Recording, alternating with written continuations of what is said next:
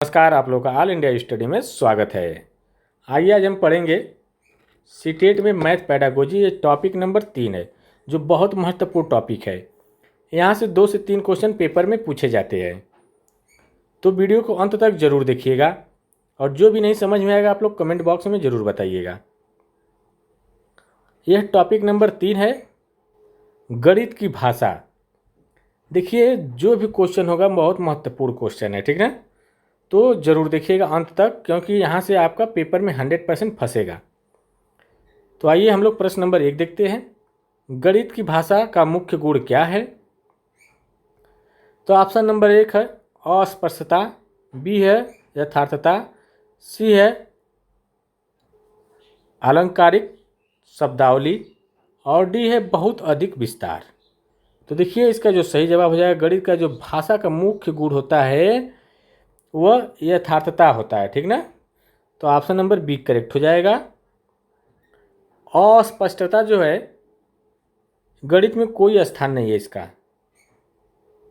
हर शब्द हर वाक्य एक निश्चित होता है गणित में, ठीक ना। आइए प्रश्न नंबर 2 देखेंगे। गणित भाषा के प्रमुख अंग कौन से हैं? तो ऑप्शन नंबर 1 है पद और प्रत्यय, टर्म और कंसेप्ट, ठीक है, ये तो है ही है। सूत्र और सिद्धांत ये भी है, संकेत सिंबल भी होता है। तो ऑप्शन नंबर इसका डी करेक्ट हो जाएगा, ठीक ना। आइए हम लोग देखेंगे प्रश्न नंबर 3। प्रश्न नंबर 3 है, गणितीय भाषा का स्वरूप कैसा होता है? तो ऑप्शन नंबर 1 है यह सामान्य और भाषा से कठिन, गलत बात। यह कठिन नहीं होता है बल्कि विशिष्ट होता है, ठीक ना। एक बार समझ में आ जाने पर वह सबसे सरल लगने लगता है गणित का भाषा, ठीक ना। यह सार्वभौमिक होता है, ठीक है, यह सार्वभौमिक होता है, केवल वैज्ञानिक ही नहीं होता है, ठीक ना। यह हर उस व्यक्ति के लिए होता है जो तर्क करना जानता है, तर्क करना चाहता है। केवल भारत में उपयोगी, गलत बात, ठीक ना। तो ऑप्शन नंबर इसका बी करेक्ट हो जाएगा। प्रश्न नंबर 4 देखेंगे।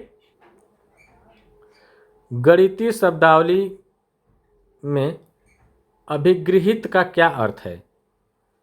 तो देखिए, ऑप्शन नंबर 1 है जिसे सिद्ध करने की आवश्यकता हो, बी है वह स्वयं सिद्ध सत्य जिसे बिना प्रमाण के मान लिया जाता है, सी कह रहा है जो हमेशा गलत होता है, डी कह रहा है जो केवल गणित में उपयोग होता है। अभिगृहित का क्या अर्थ पूछ रहा है, ठीक ना। तो देखिए, वह स्वयं सिद्ध सत्य जिसे बिना प्रमाण के मान लिया जाता हो, इसका अर्थ यही होता है। तो ऑप्शन नंबर बी करेक्ट हो जाएगा।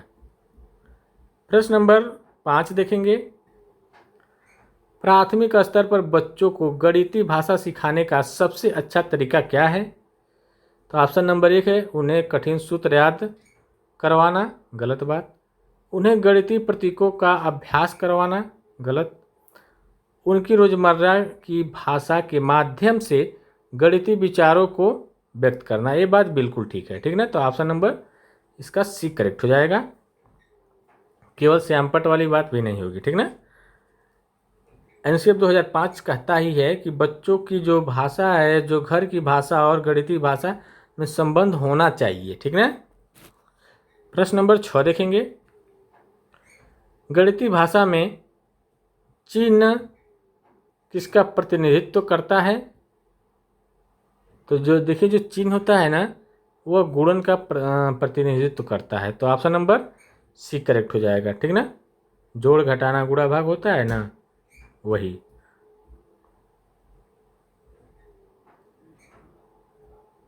आइए प्रश्न नंबर अगला देख लेते हैं। गणितीय संप्रेषण का क्या अर्थ है? प्रश्न नंबर 7 है गणितीय संप्रेषण का क्या अर्थ है? तो ऑप्शन नंबर 1 है गणित के सवालों को जल्दी हल करना, गलत बात। बी कह रहा है गणितीय विचारों को व्यवस्थित, संक्षिप्त और स्पष्ट रूप से व्यक्त करना, ये बात बिल्कुल ठीक है, ठीक ना। केवल शब्द नेगेटिव होता है, चुपचाप रहने से नहीं होगा कुछ। आइए प्रश्न नंबर अगला देख लेते हैं। प्रश्न नंबर 8 है गणित की भाषा में संक्षिप्तता का क्या लाभ होता है, ठीक ना। ठीक है, गणित की जो भाषा है उसमें जो संक्षिप्तता होती है उसका क्या लाभ होता है। तो ऑप्शन नंबर ए, इससे समय बचता है और विचार स्पष्ट होते हैं। ये बात बिल्कुल सही है, तो ऑप्शन नंबर ए करेक्ट हो जाएगा। ये भ्रमित करना केवल और लाभ नहीं होता है, बिल्कुल गलत है, ठीक ना। आइए प्रश्न नंबर अगला देख लेते हैं। प्रश्न नंबर 9 है, इनमें से कौन सा गणितीय भाषा का दोष नहीं है। तो ऑप्शन नंबर 1 है प्रतीकों की अधिकता, अमूर्तता, तार्किकता, सामान्य भाषा से भिन्नता। तो देखिए जो तार्किकता है यह दोष नहीं है गणित का, ठीक ना। आइए प्रश्न नंबर 10 देखेंगे। प्रश्न नंबर 10 है, यदि x + 5 = 10 तो x = 5 होगा। यहाँ x क्या है। तो ऑप्शन नंबर 1 है, यह एक अचर है, चर है, संकेत है, एक संख्या है। तो देखिए यह क्या है, एक चर है। x क्या है, एक चर है, ठीक ना। अचर संख्या जो होती है, जो नंबर में होती है 1 2 3 4 5, ये अचर होती है। और चर XYZ में जो होता है ABCD में, ये अचर होता है, ठीक ना। आइए प्रश्न नंबर 11 देखते हैं। गणितीय भाषा के विकास का सही क्रम क्या है। तो देखिए जो गणितीय भाषा का जो सही क्रम होता है, पहले अनुभव, फिर मौखिक, फिर चित्र और फिर प्रतीक और फिर उसके बाद विधि से, ठीक ना। तो इसका जो सही जवाब ऑप्शन नंबर बी हो जाएगा। प्रश्न नंबर अगला देखेंगे। समुच्चय सेट शब्द गणित की भाषा में किस अवधारणा को दर्शाता है। तो संख्याओं का जोड़, वस्तुओं का सुपरिभाषित संग्रह। तो ऑप्शन नंबर बी करेक्ट हो जाएगा, वस्तुओं का सुपरिभाषित संग्रह को, ठीक ना। ज्यामिति आकृति या भाग देने की प्रक्रिया की बात यहाँ नहीं होगी, ठीक ना। प्रश्न नंबर 13 देखेंगे। गणित की भाषा में प्रतीकों का उपयोग क्यों किया जाता है। तो देखिए प्रतीकों का उपयोग इसलिए किया जाता है कि कम शब्दों में अधिक जानकारी देने के लिए। तो ऑप्शन नंबर बी करेक्ट हो जाएगा।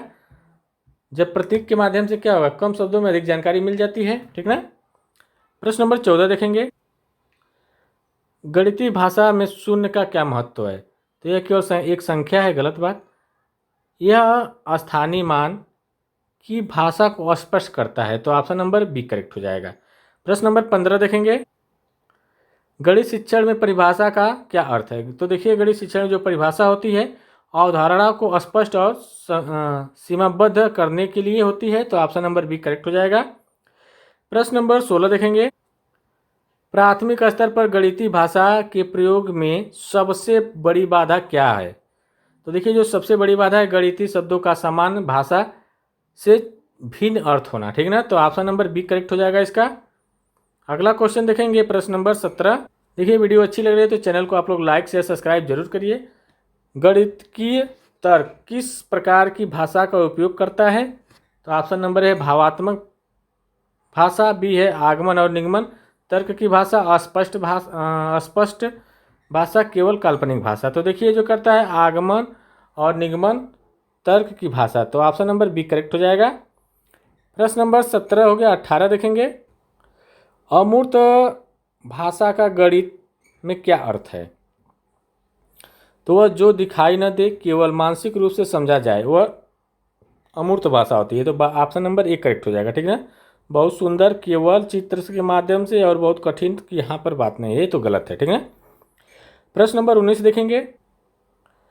गणितीय भाषा के संदर्भ में प्रमेय का क्या अर्थ है। तो ऑप्शन नंबर 1 यह स्वयं सिद्ध सत्य है, गलत। यह एक कथन जिसे तार्किक प्रमाण द्वारा सिद्ध किया गया हो। तो ऑप्शन नंबर बी करेक्ट हो जाएगा। सूत्र और गलत अवधारणा वाली बात नहीं है। आइए प्रश्न नंबर अगला देख लेते हैं।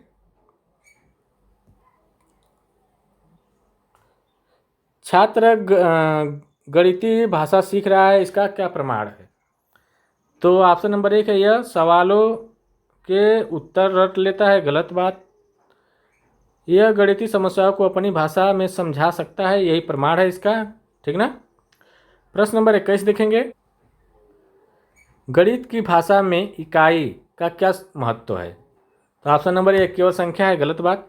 यह परिमाण को संदर्भ प्रदान करती है, यह केवल विज्ञान में उपयोग होती है, गलत।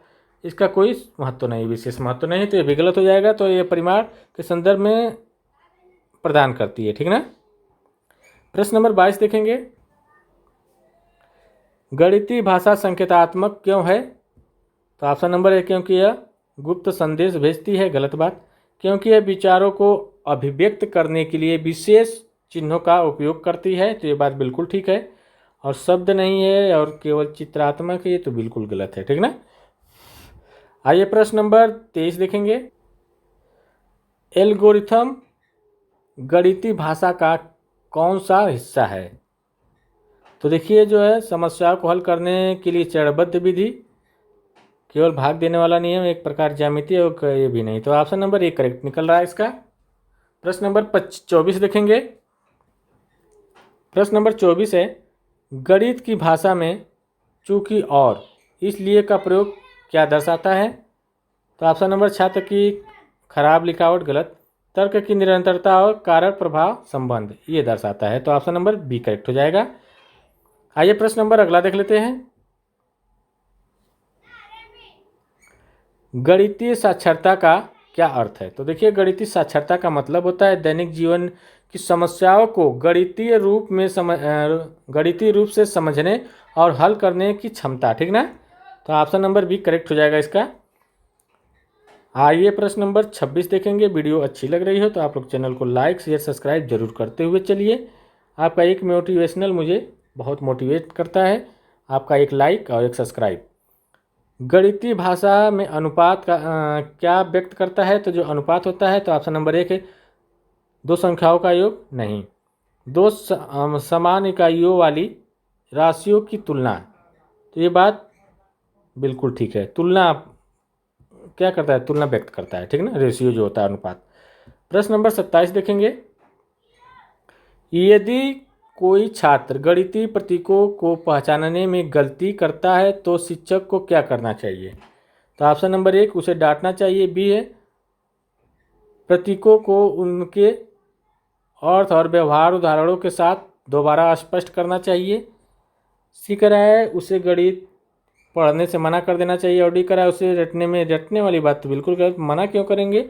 तो ऑप्शन नंबर बी करेक्ट हो जाएगा इसका। प्रश्न नंबर 28 देखेंगे,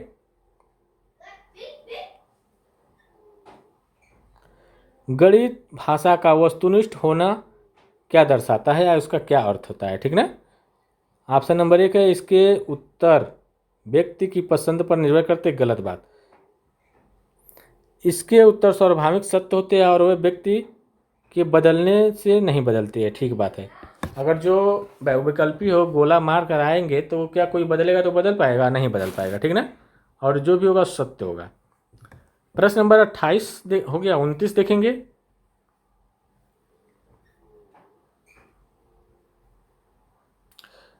एनसीएफ 2005 के अनुसार गणित शिक्षण का लक्ष्य गणित की भाषा का विकास क्यों है? तो देखिए ताकि बच्चे तार्किक चिंतन और समस्या समाधान में सक्षम हो सके, ठीक ना। तो ये बात बिल्कुल सही है। केवल शब्द आएगा निगेटिव, केवल शब्द निगेटिव, आपस में बात न करे, कौन सी बात हुई। आइए प्रश्न नंबर 30 देखते हैं,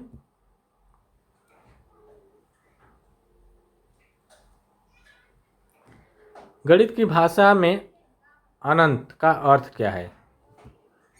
अनंत का जो अर्थ होता है बहुत बड़ी संख्या जिसे गिना ना जा सके, बी करा एक ऐसी स्थिति जो सीमाहीन है, शून्य का दूसरा नाम गलत, केवल तो जो सीमाहीन है उसकी कोई सीमा ही नहीं है, ठीक ना। तो देखिए टोटल हमारा जो क्वेश्चन हुआ 30 और सुपर फास्ट तरीके से। तो वीडियो अच्छी लगी तो चैनल को आप लोग लाइक शेयर सब्सक्राइब जरूर करिए।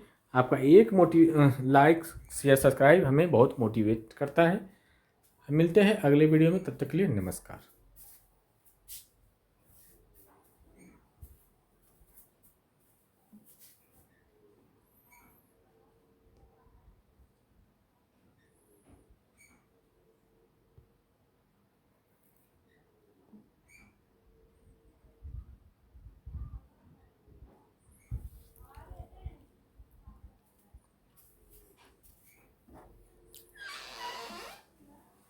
सुनील भैया कूलर में बिगड़ गए।